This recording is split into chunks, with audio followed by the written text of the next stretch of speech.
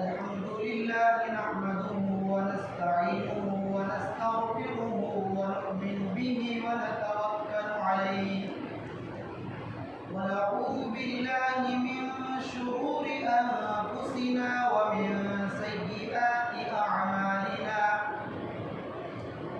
من يهده الله فلا مضل له ومن يضلل فلا هادي له ونشهد أن لا إله إلا الله وحده لا شريك له ونشهد أن سيدنا وسندنا ومولانا محمدا عبده ورسوله أما بعد قال الله تبارك وتعالى أعوذ بالله من الشيطان الرجيم بسم الله الرحمن الرحيم إنما يعمر مساجد الله من آمن بالله قال النبي صلى الله عليه وسلم جعلت لي الأرض مسجدا وطهورا أو كما قال رسول الله صلى الله عليه وسلم. محترم مکرم دینی و ایمانی بھائیوں، واجب الاحترام بزرگوں اور دوستوں، پہلے تو ہم صفوں کو قبول کرتے چلے جائیں، اس لیے کہ آج مجھے جو آپ حضرات کے سامنے میں آپ حضرات کے سامنے جس عنوان کو لے کر آیا ہوں وہ ہے مسجد کے آداب، مسجد کے ادب و احترام کے عنوان سے کچھ بات آپ حضرات کے سامنے پیش کرنا چاہتا ہوں۔ میری بھی ایک ذمہ داری بنتی ہے کہ میں بھی آپ کو یہ بات پہنچا سکوں کہ اس کا ادب و احترام کیا ہے، ہم صفوں کو قبول کر لیں۔ اور دوسری ایک بات کہ کہیں پر بھی ہم کسی بھی دینی بات کو سنیں، اس میں بیٹھے تو صرف سرسری کان سے اس کو نہ سنا جائے، بلکہ دین کی بات کو دلوں کے کان سے سنیں اور عمل کی نیت سے سنا جائے۔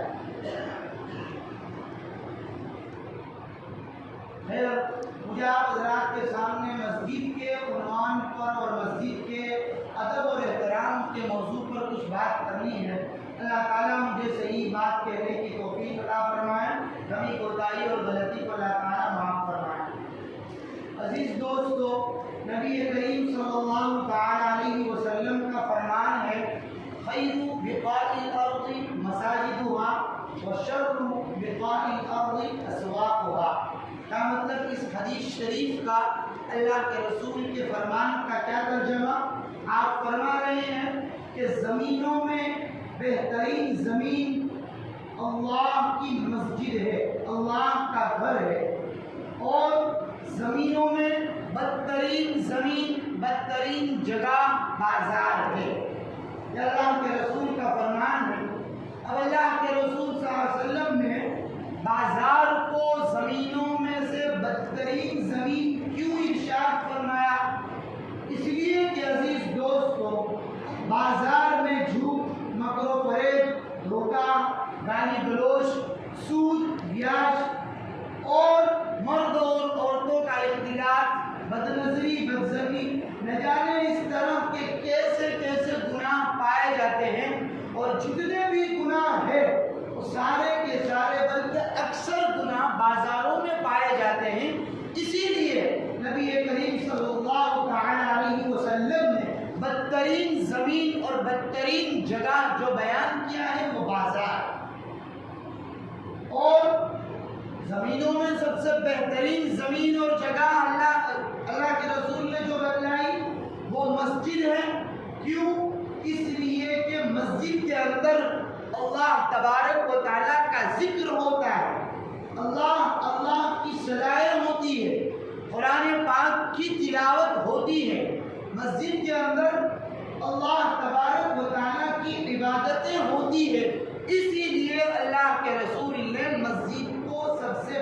ترین زمین اور جگہ قرار دیا۔ اللہ کے رسول صلی اللہ علیہ وسلم کا ایک اور ارشاد ہے، جعلت لی الارض مسجدا وطہورا۔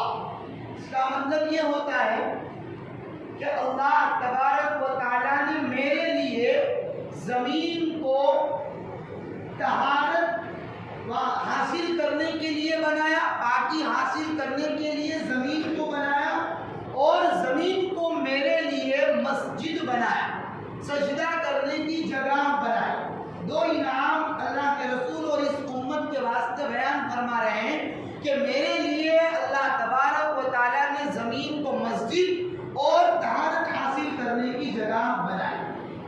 کیا مطلب طہارت حاصل کرنے کی جگہ زمین کو کیوں کہا؟ اس لیے کہ جہاں کہیں پانی انسان کو نہ ملے تو وہ تیمم کر سکتا ہے اور اس زمین سے پاکی حاصل کر سکتا ہے۔ مسجد اس لیے کہ جہاں کہیں پر بھی اس امت کا شخص، امت محمدیہ کا شخص جہاں کہیں پر بھی نماز ادا کرنا چاہے، جہاں کہیں پر بھی عبادت کرنا چاہے کر سکتا ہے، نماز پڑھ سکتا ہے، ادا ہو جائے گی، قبول بھی ہوگی۔ پہلی امتوں کا یہ انعام کیا اس سے پہلے نہیں تھا؟ یقیناً اس سے پہلی امتوں کو کے اوپر، اور آج بھی آپ عیسائی اور یہودیوں کی عبادت گاہوں اور ان کی عبادتوں کو دیکھ لیں کہ ان کو اگر عبادت کرنی ہو تو وہ چرچ میں، مندروں میں، ان کی عبادت گاہوں میں جاتے ہیں۔ وہ باہر بھی سڑک پر، میدان میں، کسی جگہ پر عبادت نہیں کرتے اور نہیں کر سکتے، ادا نہیں ہوتی، قبول ان کی نہیں ہوتی ان کی سمجھ کے حساب سے۔ اور دوسری بات، طہورا کا مطلب کیا ہے کہ بھائی ہم جس طرح زمین کے کسی پاک جگہ سے مٹی حاصل کر کے تیمم کر سکتے اور پاکی حاصل کر سکتے، پہلی امتوں کا حال یہ تھا کہ بدن کے کسی حصے پر یا کپڑے پر اگر ناپاکی لگ جائے تو اس جگہ اور اس حصے کو کاٹنا پڑتا تھا۔ اس طرح ان کی صفائی اور پاکی ہوا کرتی تھی۔ یہ انعام اس امت کے لیے خاص ہے۔ دوسری بات، اس حدیث کے اس جملے کے اندر اور ایک اشارہ ملتا ہے، جعلت لی الارض مسجدا وطہورا کے اندر، کہ بھائی اللہ تبارک و تعالیٰ نے ساری زمین کو مسجد بنا دیا ہے میرے لیے۔ تو فرمان، ارشاد اور اشارہ اس طرف ہے کہ جس طرح تم مسجد کے اندر پاک صاف رہتے ہو، جس طرح تم مسجدوں کے اندر اللہ اللہ کی صدائیں گونجتے ہو، جس طرح مسجد کے اندر ذکر اللہ اور تلاوت اللہ سے اپنی زبان کو تر رکھتے ہو، عبادتوں سے اپنے آپ کو منور رکھتے ہو، ویسے ہی مسجد سے باہر بھی جہاں کہیں پر بھی نکلو وہاں پر بھی اللہ تبارک و تعالیٰ کی صدا کو بلند کرو، ذکر اللہ کو قائم دائم رکھو، قرآن کی تلاوت اور عبادت کو اپنی زبان سے تر رکھو۔ یہ مطلب نہیں ہے کہ مسجد کے اندر اللہ اللہ کہتے رہے اور مسجد سے باہر نکل کر جھوٹ، بکر و فریب، غیبت، چغلخوری، گالی گلوچ اور نہ جانے ایسی کتنے فسادات کو قائم کرے۔ باہر مسجد سے باہر اس کی اجازت ہے، ایسا نہیں۔ ساری چیزیں اور ساری جگہ پر اللہ تبارک و تعالیٰ کی حکومت ہے۔ کوئی ایسی جگہ آپ مجھے بتلائیے، اور کوئی ایسی جگہ نہیں ہے جس جگہ پر اللہ تبارک و تعالیٰ نے گناہ کرنے کے لیے اجازت دے رکھی ہو۔ آپ مجھے بتلائیے کہ کوئی ایسی جگہ ہو جس جگہ پر انسان گناہ کر سکتا ہے، وہاں پر اللہ کی پکڑ نہیں ہو سکتی۔ کوئی ایسا کونا، کوئی ایسا خطہ، کوئی ایسی جگہ بتلا دو جہاں پر اللہ تعالیٰ کی پکڑ نہ ہو گناہ کرنے۔ دنیا کی طرح نہیں ہے کہ گجرات کی بارڈر کے اندر آپ رہیں گے تو وہاں پر شراب کی پابندی ہے، اگر شراب پیتے پکڑے گئے تو حکومت آپ کو پکڑے گی، اور گجرات کی بارڈر سے باہر نکلے آپ دیو دمن چلے گئے وہاں پر آپ پی سکتے ہیں، وہاں پر کوئی حکومت نہیں پکڑ سکتی۔ ویسا نہیں ہے، اللہ تبارک و تعالیٰ کی ہر جگہ پر حکومت ہے۔ اللہ تبارک و تعالیٰ نے کوئی ایسی جگہ نہیں رکھی جہاں پر انسان گناہ کر سکے۔ جنید بغدادی کا آپ نے نام سنا ہوگا، ان کے واقعات میں آتا ہے کہ ایک شخص ان کے پاس آ کر پوچھنے لگا، کہنے لگا کہ حضرت وہ ایک زنا کا عادی تھا تو اس نے حضرت جنید بغدادی سے کہا کہ بھائی مجھے کوئی ایسی جگہ بتلا دو. مجھے پہلے یہ کہا کہ مجھے زنا کا جی چاہ رہا ہے, زنا کرنے کا من ہو رہا ہے, زنا کرنے کا. مجھے کوئی ایسی جگہ بتلاؤ جہاں جا کر میں اپنے اس جی کو بھروں اور اس کام کو کروں اور اللہ کی وہاں پکڑ نہ ہو.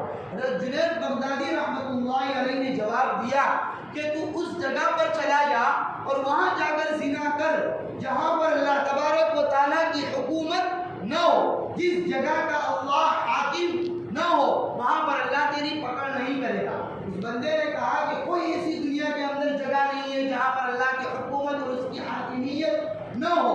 مطلب یہ ہوا کہ جہاں کہیں پر بھی میں زنا کروں گا میری پکڑ ہوگی.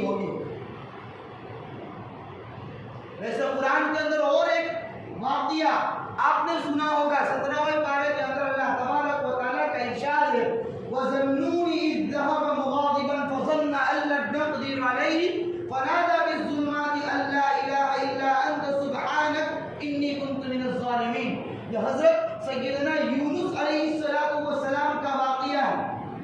میں آپ کو اللہ کی حکومت کے متعلق بیان کرتا ہوں. اس واقعے کو بتلا کر اشارتاً آپ کو بتلاتا چلوں کہ حضرت یونس علیہ السلام کی قوم نے جب نافرمانی کی, نبی کی بات کو نہ مانا, تو حضرت یونس علیہ السلام نے ان کے لیے اللہ کی پکڑ کے لیے دعا کہ اللہ سے کہ اس قوم کی پکڑ کر یہ تیری بھی نافرمانی کر رہی ہے اور میری بھی بات مان نہیں رہی ہے, تو ان پر تیرا عذاب نازل فرما. اب کچھ دن کے بعد حضرت یونس علیہ السلام کو ایسا لگا کہ اب اللہ کی پکڑ آ سکتی ہے, قریب ہے. تو حضرت یونس علیہ السلام اس جگہ کو چھوڑ کر بہت دور چلے گئے, سمندر کے قریب پہنچ گئے. اب وہ کشتی کے اندر سوار ہو گئے, کچھ لوگ ان کے ساتھ بھی تھے. اب یہاں پر جو قوم اللہ تبارک و تعالیٰ کی نافرمانی پر تلی تھی, نبی کی بات کو نہیں مان رہی تھی, اس قوم نے حضرت یونس علیہ السلام کو ڈھونڈا اور کہا کہ ہم یونس کے ہاتھ پر توبہ کر لیتے ہیں. اب یونس کو تلاش کیا, کہیں ملے نہیں. پھر اللہ تبارک و تعالیٰ سے ڈائریکٹ انہوں نے توبہ کر لی. اب یہاں پر یہ کشتی نکلنے کے ساتھ بھی سمندر میں پہنچتے ہی ڈگمگانے لگے. ان لوگوں کا خیال یہ تھا کہ جب کشتی یا کوئی سواری اس طرح ڈگمگاتی ہے تو اس کا مطلب یہ ہے کہ اس سواری کے اندر کوئی مجرم ٹھہرا. مشورے سے قرآن اندازی ہوئی جس میں حضرت یونس علیہ السلام کا نام آیا. 3 مرتبہ یونس کا نام آیا, لیکن لوگوں نے کہا کہ یہ تو ہمارے نبی ہے, یہ مجرم نہیں ہو سکتے. پھر حضرت یونس علیہ السلام نے کہا کہ ہاں میں ہی مجرم ہوں, اس لیے کہ میں اللہ کی اجازت کے بغیر اس جگہ سے نکلا. میں اللہ کی اجازت کے بغیر اس جگہ سے نکلا ہوں, میں ہی مجرم ہوں. اب یونس علیہ السلام کو دوسرے لوگوں کو بچانا تھا, خود سمندر کے اندر گر گئے اور نکل گئے. اب قرآن کی آیت کہہ رہی ہے وَظَنُّونِ, نون کا مطلب ہوتا ہے مچھلی. مچھلی والا جب غصے ہو کر گاؤں سے نکل گیا, فَظَنَّ أَن لَّن نَّقْدِرَ عَلَيْهِ, اور سمندر کے اندر جب پہنچ گیا اور وہ گر گیا سمندر کے اندر, تو اس نے یہ سوچا اور گمان کیا کہ اب یہاں پر مجھے کوئی بچا سکتا نہیں ہے, یہاں پر کوئی طاقت مجھے یہاں پر مرنے سے روک سکتی نہیں ہے. فَنَادَىٰ فِي الظُّلُمَاتِ, اس جگہ پر اللہ تبارک و تعالیٰ نے کیسے بچایا آپ نے سنا ہوگا کہ مچھلی کے پیٹ کے اندر وہ چلے گئے اور اللہ تبارک و تعالیٰ نے مچھلی کو یہ حکم دیا کہ اس کو کھانے کی تجھے اجازت نہیں ہے بلکہ یہ میری امانت. فَنَادَىٰ فِي الظُّلُمَاتِ, پھر حضرت یونس علیہ السلام نے اس مچھلی کے پیٹ کے اندھیریوں کے اندر سے اللہ کو پکارا. کیا پکارا؟ اللہ الہ الا انت سبحانک, کہ تو ہی معبود ہے اور تیری ہی ذات پاک ہے. انی کنت من الظالمین, میں ہوں ظالموں میں سے, میں ہوں ظلم کرنے والوں میں سے. کون کہہ رہا؟ یہ قرآن کی آیت, اس کا ترجمہ انی کنت من الظالمین, میں ظالموں میں سے ہوں. کہ حضرت یونس علیہ السلام کہہ رہے ہمارا عقیدہ یہ ہے کہ تمام انبیاء علیہ الصلوات و تسلیمات گناہوں سے پاک صاف ہے, معصوم ہے. پھر بھی یہ نبی یہ کہہ رہا ہے کہ میں ظالموں میں سے ہوں. اور دوسری طرف ہم لوگ ہیں کہ ہم دو چار نماز پڑھ لیتے ہیں اور اپنے آپ کو ولی اللہ سمجھ بیٹھتے ہیں، اور ہم دو چار نفل نماز پڑھ کر فرض نماز ادا کر کے اور مسجد میں آ کر بھی اللہ کے ولی بن بیٹھتے ہیں ہم لوگ۔ حالانکہ میرے عزیز دوستو، مسجد میں آنے کے بعد ہم کو شیطان یہ دھوکہ دے رہا ہے کہ اب تو پاک صاف ہو گیا، اللہ کا ولی ہو گیا۔ اب یہاں آنے کے بعد شیطان کے دھوکے میں پڑے لے جاتے ہیں، اور ہم مسجد کا ادب و احترام رکھنے کے بجائے ہم اس کی بے حرمتی کر بیٹھتے ہیں۔ مسجد کی بے حرمتی کئی طریقے سے ہم کر بیٹھتے ہیں کہ ہم مسجد کی اگلی صفوں کو چھوڑ کر، مسجد کی دوسری صفوں کو چھوڑ کر بیچ جگہ کے اندر بیٹھ جاتے ہیں، ٹیک لگا کر بیٹھ جاتے ہیں، پیر کو لمبے چوڑے کر کے ہم بیٹھ جاتے ہیں، اور اس کے علاوہ نہ جانے کتنی ہم سے کوتاہیاں اور غلطیاں ہو جاتی ہیں، اللہ معاف کرے۔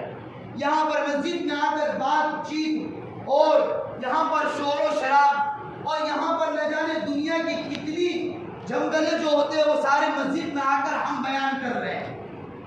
یہ مسجدوں کی بے حرمتی کی وجہ سے، ان مسجدوں کا ادب و احترام نہ رکھنے کی وجہ سے آج دشمنان اسلام ہماری ہی مسجدوں کے اوپر حملہ کر رہے ہیں۔ میں نے بہت ساری مرتبہ آپ کو کہا ہے کہ بما کسبت ایدیہم یا بما کسبت ایدی الناس، کہ لوگوں کے ہاتھوں کے کرتوتوں کی وجہ سے یہ اللہ تبارک و تعالیٰ کی طرف سے پکڑ آتی ہے۔ ہمارے ہی ہاتھوں کی وجہ سے، ہماری ہاتھوں نے کچھ ایسے کام کیے ہوتے ہیں کہ جس کی وجہ سے آج دشمنان اسلام مسجدوں کو منہدم کیے جا رہے ہیں، مسجدوں کو گرائے جا رہے ہیں، اور مسجدوں میں جو سب سے بڑی فضیلت رکھنے والی دنیا میں 3 مسجدیں، ان میں سے ایک مسجد کے اوپر کئی سالوں سے یہودیوں نے قبضہ کر رکھا ہے اور غاصب بن چکے، اور اسی مسجد کے اوپر پچھلے 15 دنوں سے آج نہ جانے اسی علاقوں کے اوپر اور اسی مسجد کی بے حرمتی کی کئی طریقوں سے کر رہے ہیں، اور اس پر بچے، عورتیں، بوڑھے، کتنے لوگوں کو اپنی جان گنوانی پڑتی۔ آج ہماری اس مسجدوں کی بے حرمتی کی وجہ سے، آج ہمارا مسجدوں کا ادب و احترام نہ رکھنے کی وجہ سے، ہم اس جگہ سے کوئی جگہ مسجد، ہماری یہی مسجد سے کوئی جماعت گئی ہے، اب وہاں جا کر گھروں کی طرح ہم آرام کر رہے ہیں۔ ہم مسجدوں کا ادب و احترام رکھنے کی بجائے، مسجدوں کا احتیاط رکھنے کی بجائے، ہم مسجدوں کو، اللہ کے گھر کو اپنا گھر سمجھ بیٹھتے ہیں، عیش و آرام کرنے کی جگہ سمجھ بیٹھتے ہیں، اور اللہ کے گھر میں بیٹھ کر بھی موبائل چلا رہے ہیں۔ اور موبائل تو خیر اس میں نہ دین کی بات ہوتی ہے، نہ بیانات ہوتے ہیں، نہ قرآن کی آیت ہوتی ہے، اسی میں ہی وہی واٹس ایپ کے اسٹیٹس جس میں گانے وغیرہ آتے ہیں۔ اللہ کی پناہ، یہ کیا ہم سے مسجد کا ادب و احترام ہو رہا ہے؟ کیا ہم سے مسجد کا پاس و لحاظ ہو رہا ہے؟ پھر مسلمانوں کی مسجد اور عبادت گاہ کو دشمنان اسلام گرائیں گے نہیں، اور اس کو غصب کریں گے نہیں، اور اس پر قبضہ نہیں کریں گے تو کیا کریں؟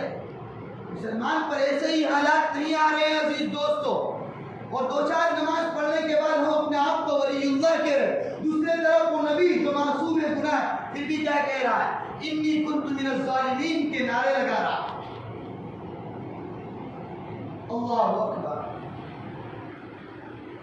عزیز دوستو، مسجد کتنی بڑی جگہ ہے، آپ کو میں 2-4 روایت سے بتلاتا چلوں کہ یہ مسجد کا ادب و احترام کتنا بڑا اونچا مقام ہے۔ حدیثوں میں آتا ہے، اللہ کے رسول صلی اللہ تعالیٰ علیہ وسلم نے دیکھا کہ ایک مرد یا عورت، حدیث میں دونوں لفظ امرأتن و رجلن دونوں لفظ استعمال ہے، عورت یا مرد، جو مسجد کی صفائی کر رہا تھا، جھاڑو دے رہا تھا۔ اللہ کے رسول دیکھ رہے تھے، بار بار ہر دن دیکھ رہے تھے۔ ایک دن دیکھا کہ وہ نظر نہیں آیا، صحابہ سے پوچھا کہ کہاں ہے وہ شخص جو مسجد کو جھاڑو دے رہا تھا؟ صحابہ نے کہا کہ وہ رات کو انتقال کر گیا، ہم نے اس کو دفنا دیا۔ اللہ کے رسول نے کہا کہ تم نے مجھے کیوں نہیں بتلایا؟ صحابہ نے کہا کہ بھائی وہ بہت دیر رات ہو چکی تھی، رات کا دیر لمبا حصہ گزر چکا تھا، آپ کو مناسب نہیں سمجھا جگانا، اس لیے ہم نے ان کو دفن کر دیا۔ یہاں پر ایک میں دوسرے نیچے لیول کے الفاظ سے بات کر رہا ہوں، یہ کہ صحابہ کرام نے اس مرنے والے شخص کو ہلکے میں لیا، صحابہ کرام نے اس مرنے والے شخص کی ویلیو اور اس کے مقام اور مرتبے کو نہ جانا اور اس کو ہلکے میں لے کر اللہ کے رسول کو نہیں بتلایا اور دفن کر دیا۔ اللہ کے رسول نے کہا کہ تم مجھے اس کی قبر بتلاؤ۔ قبر بتلائی گئی، وہاں پر اللہ کے رسول نے جنازے کی نماز وہاں پر پڑھی۔ یہ مسئلہ الگ ہے، میں مسئلے کے اندر نہیں جاتا ہوں۔ اس نماز پڑھ کر اللہ کے رسول نے بتلایا کہ آپ مسجد کی صفائی کرنے والے کے مقام اور مرتبے کو نہیں جانتے۔ اس کا مقام و مرتبہ یہ ہے کہ نبی نے بھی اس کی جنازے کی نماز پڑھی۔ یہ مسجد کی صاف صفائی کرنے والے کے ساتھ یہ اللہ کے رسول اور کائنات کے نبی نے یہ کام اور یہ عمل کیا۔ دوسری ایک روایت میں آتا ہے کہ اللہ کے رسول صلی اللہ تعالی علیہ وسلم نے مسجد نبی کے اندر دیکھا کہ ایک جگہ پر کسی نے تھوکا تھا یا ناک کا پانی لگا ہوا دیکھا اللہ کے رسول نے، تو نبی کریم صلی اللہ تعالی علیہ وسلم نے اپنے مبارک ہاتھ سے اس تھوک کو یا اس ناک کے پانی کو اپنے مبارک ہاتھ سے صاف کیا۔ یہ بتلایا کہ مسجد کا ادب و احترام کتنا ہونا چاہیے۔ آج ہمارے سامنے کچرا وغیرہ پڑا ہوتا ہے تو بلکہ اس کو تو اٹھانے کی ہم زحمت گوارا نہیں کر رہے، بلکہ ہمارے جیب میں کچھ ہوتا ہے اس کو نکال کر پھینک دیتے۔ ہم مایہ مسالے کھا رہے ہیں، اس کے سوپاری گر جاتی ہے تو ہم اس کو اٹھانے کے لیے تیار نہیں ہیں۔ ہمارے داڑھی چہرے کا بال گر جا رہا ہے، ہمیں اس کو اٹھانے کی توفیق نہیں مل رہی۔ اللہ اکبر، یہ ہمارا حال ہے۔ یہ مسجد کے ساتھ ہم ادب و احترام کتنا رکھتے ہیں ہم دیکھیں خود، اور ایک نبی کا حال اور نبی کا عمل دیکھیں کہ اپنے مبارک ہاتھ سے ناک کے پانی کو یا تھوک کو اپنے ہاتھوں سے صاف کر رہے ہیں اور دھو رہے ہیں۔ اور حضرت عمر رضی اللہ تعالیٰ عنہ کا واقعہ آپ کے سامنے ہے کہ جب وہ مسجد کے اندر بیٹھے ہوئے تھے، دو شخص زور سے باتیں کر رہے تھے مسجد نبوی کے اندر۔ آپ نے ایک چھوٹی سی کنکری اٹھائی اور جو پہچان والے صحابہ تھے اس کی طرف پھینکی اور کہا کہ ادھر آؤ اور ان دونوں شخصوں کو بلاؤ جو زور سے باتیں کر رہے ہیں۔ بلایا گیا، کہا گیا کہ تم کہاں سے ہو؟ مدینے کے تو نہیں لگ رہے ہو۔ بتلایا کہ ہم طائف سے ہیں۔ تو حضرت عمر رضی اللہ تعالیٰ عنہ نے کیا جواب دیا؟ ان کے پاس ہمیشہ کوڑا رہتا تھا مارنے کے لیے۔ تو حضرت عمر رضی اللہ تعالیٰ عنہ نے جواب دیا کہ اگر تم مدینہ کے ہوتے تو میں تمہیں زور سے مسجد کے اندر بات کرنے پر یہ کوڑے مارتا، یہ کوڑے جو ہیں وہ تمہیں مارتا۔ ہم خود اندازہ کریں اور اپنے گریبان میں منہ ڈال کے دیکھیں کہ ہم مسجدوں کے اندر نہ جانے کتنی باتیں کر رہے ہیں۔ دنیا کی ساری بات چیت مسجدوں میں آ کے کر رہے ہیں۔ دنیا کے باہر کی بات چیت ہم مسجدوں میں، باہر کی لین دین کی ساری تجارت کے معاملے مسجدوں میں آ کر رہے ہیں۔ باہر کیا ہو رہا ہے ساری چیزیں مسجدوں میں آ کر اعلان کر رہے ہیں۔ عزیز دوستو، ایک بات یہ میں بھی بتاتا ہوں آپ کو بار بار کہ جب کرنے کے کام ہم نہیں کریں گے تو نہ کرنے کے کام آپ کو کرنے پڑے گے۔ کرنے کا کام یہ ہے کہ جب مسجد کے اندر آؤ تو اللہ کے گھر میں آ رہے ہو، اللہ کے سامنے آپ آ رہے ہو تو کرنا یہ ہے کہ ادب اور احترام کے ساتھ آپ کو مسجد میں بیٹھنا ہے۔ یہ نہیں کہ ٹیک لگا کر بیٹھ رہے ہیں اور خطابت کرنے والا بیان کر رہا ہے، ہم آنے والے کو دیکھ رہے ہیں۔ ٹیک لگا کر بیٹھ رہے ہیں، پیر کو لمبے کر کے بیٹھ رہے ہیں، یہ مسجد کا ادب اور کرنے کا کام یہ نہیں ہے۔ اب یہ نہیں کیا تو نہ کرنے کا کام کرنا پڑے گا۔ اسپتالوں میں جاؤ گے، بینکوں میں جاؤ گے، ریلوے اسٹیشن جاؤ گے، ٹکٹ لینے کے لیے جاؤ گے، جٹمارا کر وہاں پر لائن کے اندر کھڑے رہیں گے۔ وہاں پر ہم اپنی مسلمان قوم سب سے بڑی ہے، عزت اور سب سے بڑا ادب اور احترام مسلمان قوم کو حاصل ہے، اس کے باوجود بھی یہاں کرنے کا کام ہم نے نہیں کیا تو وہاں پر وہی غیر مسلم ڈاکٹر یا وہی غیر مسلم نرس یا وہی غیر مسلم شخص بینک کا مینیجر ہوگا یا کوئی بھی چپراسی ہوگا، صرف چپراسی کی بات کرو وہ بھی ہمیں کہے گا کہ لائن سے کھڑے رہو، بیچ سے اپنے گریبان کو کھینچ کر لائن میں کھڑا رہے۔ جب ہم نے کرنے کے کام نہیں کیے ہیں تو نہ کرنے کے کام کرنے پڑ رہے ہیں۔ اس لیے میرے عزیز دوستو، قیامت کی نشانیوں میں سے بھی یہ ہے کہ جب تم مسجدوں کے اندر شور کو دیکھنے لگو، یعنی بہت زیادہ زور سے بات چیت کرنے کو دیکھنے لگو، تو اب اس کا انتظار کرو، اللہ کے طرف سے آسمان سے پتھروں کی بارشوں کا انتظار کرو۔ یہ الفاظ ہے 14 نشانیاں جو بتائی ہے، ان نشانیوں کے بعد یہ الفاظ ہے کہ آسمان سے پتھروں کا انتظار کرو گرنے کا اور زلزلوں کا انتظار کرو۔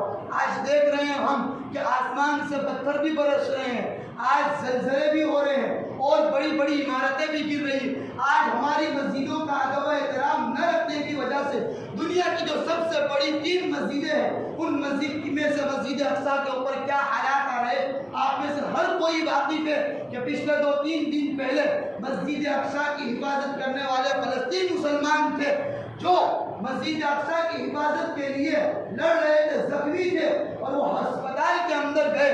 اس ہسپتال کے اندر، اس ہاسپٹل کے اندر یہودی گندی قوم نے بمباری کر سارے لوگوں کو جاں بحق کر دیا اور شہید کر دیا۔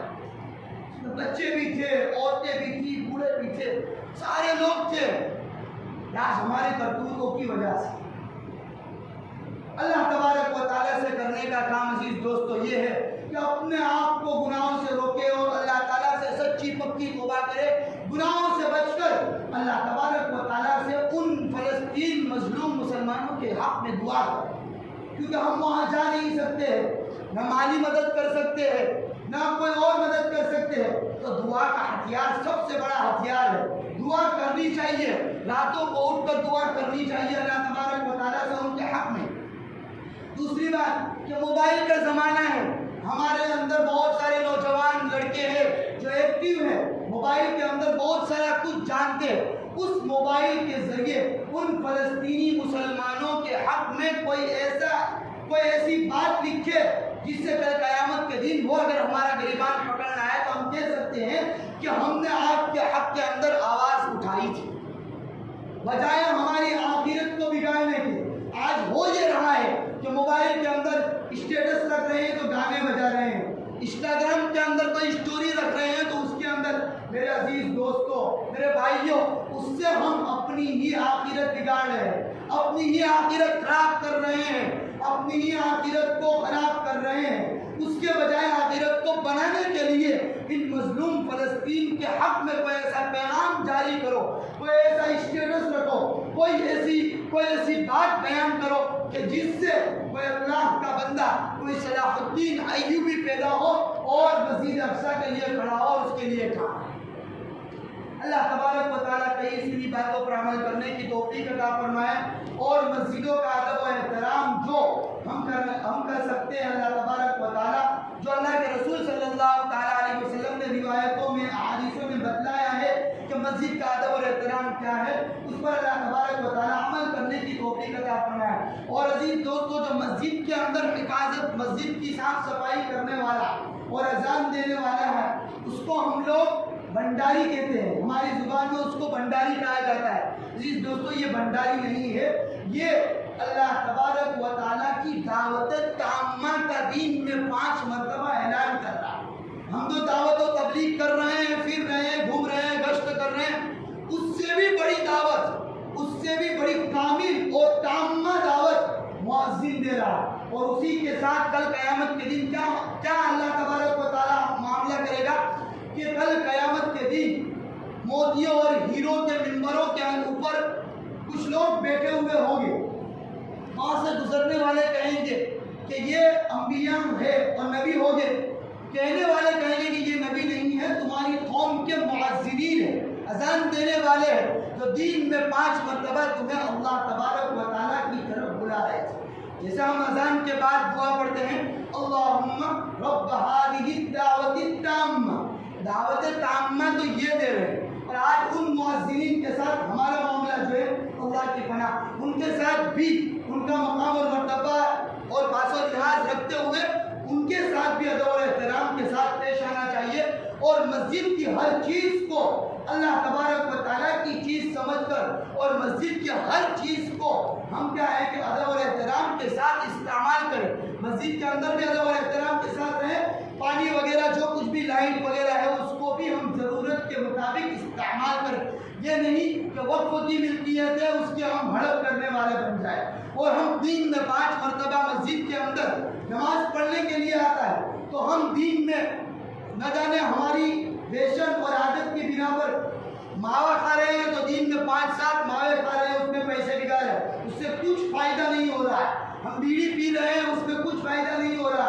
हम न जाने कितनी चीज़ें और कितने रुपये खर्च कर मस्जिद में 5 मरतबा नमाज के लिए आ रहे हैं, तो कम से कम रोज़ाना की आदत बना ले कि हमने ये इस्तेमाल किया, पंखा इस्तेमाल किया, लाइट इस्तेमाल की, इस जगह के ऊपर बैठे हैं तो कुछ न कुछ अपने जेब से निकाल कर अल्लाह के लिए लिल्लाह रकम यहाँ पर ये हमारा फरीज़ा बनता है। अल्लाह तबारक व तआला कही सुनी बातों पर अमल करने की तौफीक अता फरमाए और ताक़ीद होने के लिए माफ़ी चाहता हूँ।